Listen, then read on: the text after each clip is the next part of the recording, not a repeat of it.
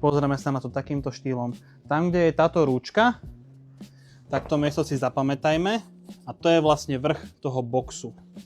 A to znamená, zoberieme si prvý diel, ktorý je farebný, nie je tento čierny, pretože tam je ešte aj vnútorná priečka.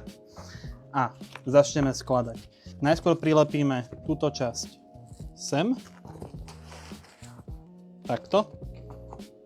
Následne potom druhú časť, protikus k tomu. Taktiež je veľmi dôležité, aby ste sa pozerali, aby to bolo takto zárovno spolu, aby to potom spolu všetko pekne lícovalo. Aj tu to môžete krásne vidieť, aby to takto bolo. Tak. Teraz vyhneme jednu časť, zahneme boky. Nemusíte sa toho báť, zahnite to poriadne, nech to drží. Chytíme teraz druhú časť, taktiež zahneme poriadne. A jednoducho toto prilepíme k sebe, takto, aby sme to lepšie zafixovali. Sú tu našité takéto suché zipsy, ktoré sa zapínajú až dozadu, takže ich není ani vôbec vidieť.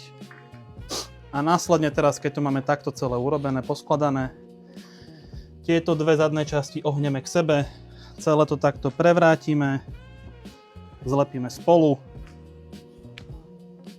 A máme hotovo.